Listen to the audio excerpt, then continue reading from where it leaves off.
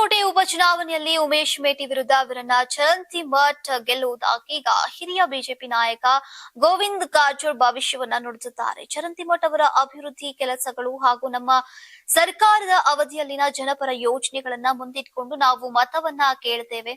ಖಂಡಿತವಾಗಿಯೂ ಜನ ನಮಗೆ ಆಶೀರ್ವಾದವನ್ನ ಮಾಡ್ತಾರೆ. ಸರ್ಕಾರದ ಪ್ರಭಾವ ಸಂಪೂರ್ಣವಾಗಿ ಹಾಳಾಗಿ ಹೋಗಿದೆ. ಈ ಸರ್ಕಾರ 3 ವರ್ಷದಿಂದ ಯಾವುದೇ ಅಭಿವೃದ್ಧಿ ಕೆಲಸ ಕಾರ್ಯ ಮಾಡಿಲ್ಲ. ಈಗ ಈ ಸರ್ಕಾರದ ಬಗ್ಗೆ ಜನರ ಅನುಕಂಪ ಇಲ್ಲ, ಬದಲಾಗಿ ಶಾಪವನ್ನ ಹಾಕ್ತಿದ್ದಾರೆ. ಯಾರು ಕೂಡ ಇವರನ್ನ ನಂಬೋದಕ್ಕೆ ಸಾಧ್ಯ ಇಲ್ಲ. ಹೆಣ್ಮಕ್ಳಿಗೆ ರಕ್ಷಣೆ ಇಲ್ಲ. ಇಂಥ ಕೆಟ್ಟ ಸರ್ಕಾರಕ್ಕೆ ಮತ ಹಾಕೋದಕ್ಕೆ ಜನ ರೆಡಿ ಇಲ್ಲ ಅಂತ ಕುಟ್ಕಿದ್ದಾರೆ. ಇನ್ನು ಬಿಜೆಪಿ ಎಷ್ಟೇ ಪ್ರಯತ್ನ ಮಾಡಿದ್ರು ಕೂಡ ಕಾಂಗ್ರೆಸ್ ಅಭ್ಯರ್ಥಿ ಗೆಲ್ತಾರೆ ಎಂಬ ತಿಮ್ಮಾಪುರ ಮಾತಿಗೂ ಕೂಡ ಟಾಂಗ್ ಅನ್ನ ಕೊಟ್ಟಿದ್ದಾರೆ. ಅವರಿಗೆ ಕನಸು ಬಿದ್ದಿರಬೇಕು, ಯಾಕಂತಂದ್ರೆ ಅವರು ಅಬಕಾರಿ ಮಂತ್ರಿ ಅಲ್ವಾ, ಹೀಗಾಗಿ ಕನಸುಗಳನ್ನ ಕಾಣ್ತಿರ್ತಾರೆ. ಆದ್ರೆ ನಿಜ ಸ್ಥಿತಿ ಎಚ್ಚರವಾದಾಗ ಏನು ಗೊತ್ತಾಗ್ಲಿದೆ ಅಂತ ಕಾಲೆಳೆದಿದ್ದಾರೆ. ಇಂದು ಭಾರತೀಯ ರಾಜಕೀಯದಲ್ಲಿ ಐತಿಹಾಸಿಕ ದಿನ. ಪ್ರಧಾನಿ ನರೇಂದ್ರ ಮೋದಿ ಅವರು ದಶಕಗಳಿಂದ ಮುಂದುವರೆದುಕೊಂಡು ಬಂದಿದ್ದಂತಹ ದಾಖಲೆಯೊಂದನ್ನ ಈಗ ಬ್ರೇಕ್ ಮಾಡಿದ್ದಾರೆ. ದೇಶದಲ್ಲಿ ಅತಿ ಹೆಚ್ಚು ಕಾಲ ಜನಪ್ರತಿನಿಧಿಯಾಗಿ ಸೇವೆ ಸಲ್ಲಿಸಿದಂತಹ ಹಿರಿಮೆಗೆ ಪ್ರಧಾನಿ ಮೋದಿ ಪಾತ್ರರಾಗಿದ್ದಾರೆ.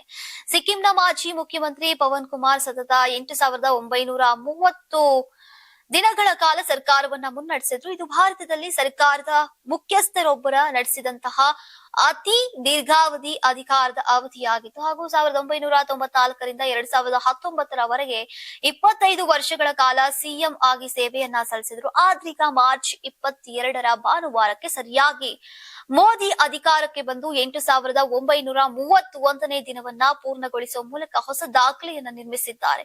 ಗುಜರಾತ್ ಸಿಎಂ ಆಗಿ 2001ರಿಂದ 2014ರವರೆಗೆ ಸುಮಾರು 13 ವರ್ಷಗಳ ಕಾಲ ಅಧಿಕಾರವನ್ನ ವಹಿಸಿಕೊಂಡಿದ್ರು. ಆ ಮೂಲಕ ಗುಜರಾತ್ನ ಅತಿ ಹೆಚ್ಚು ಕಾಲ ಸೇವೆ ಸಲ್ಲಿಸಿದಂತಹ ಮುಖ್ಯಮಂತ್ರಿ ಎಂಬ ಗೌರವಕ್ಕೂ ಕೂಡ ಮೋದಿ ಭಾಜನರಾಗಿದ್ದಾರೆ. ಬಳಿಕ 2014ರಲ್ಲಿ ಮೊದಲ ಬಾರಿಗೆ ದೇಶದ ಪ್ರಧಾನಿ ಪಟ್ಟವನ್ನ ಅಲಂಕರಿಸಿದ್ರು. ಈ 2 ಅವಧಿಗಳನ್ನ ಸೇರಿಸಿದ್ರೆ ಈಗ 8,931 ದಿನಗಳ ಪೂರ್ಣಗೊಳ್ಳುತ್ತೆ. ಹೀಗಾಗಿ ದೇಶದಲ್ಲಿ ಅತಿ ಹೆಚ್ಚು ಕಾಲ ಜನಪ್ರತಿನಿಧಿಯಾಗಿ ಸೇವೆ ಸಲ್ಲಿಸಿದಂತಹ ಕೀರ್ತಿ ಪ್ರಧಾನಿ ಮೋದಿ ಅವರಿಗೆ ಸಲ್ತದೆ. ಸೌದಿ ಅರೇಬಿಯಾ ಮತ್ತು ಇತರೆ ಗಲ್ಫ್ ರಾಷ್ಟ್ರಗಳ ಮೇಲೆ ಇರಾನ್ ನಡೆಸಿದಂತಹ ದಾಳಿಗೆ ಕೆರಳಿ ಕೆಂಡುವಾಗಿರುವಂತಹ ಸೌದಿ ಅರೇಬಿಯಾ 5 ಇರಾನ್ನ ರಾಜತಾಂತ್ರಿಕರನ್ನ ಫರ್ಸೋನಾ ನಾನ್ ಗ್ರಾಟಾ ಅಂತ ಘೋಷಿಸಿದ್ದು ಈಗ 24 ಗಂಟೆಯ ಒಳಗೆ ದೇಶ ತೊರೆಯುವಂತೆ ಆದೇಶವನ್ನ ನೀಡಿದೆ. ಸೌದಿ ಅರೇಬಿಯಾದ ವಿದೇಶಾಂಗ ಸಚಿವಾಲಯ ಇರಾನ್ನ ನಿರಂತರ ದಾಳಿಗಳನ್ನ ಖಂಡಿಸಿದ್ದು ಈಗ ಅವುಗಳನ್ನ ಅಂತಾರಾಷ್ಟ್ರೀಯ ಕಾನೂನು, ಉತ್ತಮ ನೆರೆಹೊರೆಯ ತತ್ವಗಳು ಮತ್ತು ವಿಶ್ವಸಂಸ್ಥೆಯ ಭದ್ರತಾ ಮಂಡಳಿಯ ನಿರ್ಣಯ 2817 ಅದರ ಸ್ಪಷ್ಟ ಉಲ್ಲಂಘನೆ ಅಂತ ಕರೆದಿದೆ. ಇನ್ನು ಸೌದಿ ಅರೇಬಿಯಾದ ವಿದೇಶಾಂಗ ಸಚಿವಾಲಯ ತನ್ನ ಹೇಳಿಕೆಯಲ್ಲಿ ಈ ದಾಳಿಗಳು ಇಸ್ಲಾಮಿಕ್ ಸಹೋದರತ್ವದ ಮೌಲ್ಯಗಳು ಮತ್ತು ಇಸ್ಲಾಮಿಕ್ ನಂಬಿಕೆಯ ಮೂಲ ತತ್ವಗಳಿಗೆ ವಿರುದ್ಧವಾಗಿವೆ. ದಾಳಿಗಳು ಇದೇ ರೀತಿ ಮುಂದುವರೆದ್ರೆ ಈಗ ಗಂಭೀರ ಪರಿಣಾಮವನ್ನ ಎದುರಿಸಬೇಕಾಗತ್ತೆ ಅಂತ ಸೌದಿ ಅರೇಬಿಯಾ ಎಚ್ಚರಿಕೆಯನ್ನ ನೀಡಿದೆ.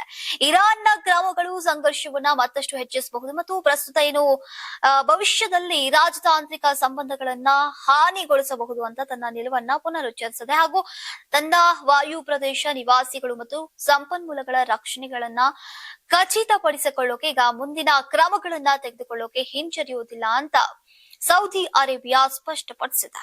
ಅಮೆರಿಕ ಮತ್ತು ಇರಾನ್ ನಡುವಿನ ಜಿದ್ದಾಜಿದ್ದಿ ಈಗ ಸ್ಫೋಟಕ ಹಂತಕ್ಕೆ ತಲುಪಿದೆ. ಇರಾನ್ ಪವರ್ ಪ್ಲಾಂಟ್ ಗಳನ್ನ ಈಗ ಕ್ಷಣಾರ್ಧದಲ್ಲಿ ಉಡಾಯಿಸುವುದಾಗಿ ಡೊನಾಲ್ಡ್ ಟ್ರಂಪ್ ಗುಡುಗಿದ್ರೆ ಅತ್ತ ಇರಾನ್ ಅಮೆರಿಕದ ನಿದ್ದೆಗೆಡಿಸುವಂತಹ ಡೆತ್ ವಾರೆಂಟ್ ಅನ್ನ ಸಿದ್ಧಪಡಿಸಿದೆ. ಟ್ರಂಪ್ ಅವರ ಪ್ರತಿಯೊಂದು ನಡೆಗೂ ಪ್ರತಿರೋಧ ಒಡ್ಡೋಕೆ ಇರಾನ್ ರೂಪಿಸಿರುವಂತಹ ಆ ಒಂದು ಮಾಸ್ಟರ್ ಪ್ಲಾನ್ ಇಡೀ ವೈಟ್ ಹೌಸ್ ಅನ್ನೇ ನಡಗಿಸಿದೆ. ಅಮೆರಿಕ ಅಧ್ಯಕ್ಷ ಡೊನಾಲ್ಡ್ ಟ್ರಂಪ್ ನೀಡಿದಂತಹ 48 ಗಂಟೆಗಳ ಎಚ್ಚರಿಕೆಯ ನಂತರ ಈಗ ಪರಿಸ್ಥಿತಿ ಮತ್ತಷ್ಟು ಗಂಭೀರವಾಗಿದೆ. ಹಾರ್ಮುಜ್ ತೊರೆಯದಿದ್ದರೆ ಇರಾನ್ನ ವಿದ್ಯುತ್ ಸ್ಥಾವರಗಳನ್ನ ಗುರಿಯಾಗಿಸ್ತೇವೆ ಅಂತ ಅಮೆರಿಕ ಎಚ್ಚರಿಕೆಯನ್ನ ನೀಡಿತು.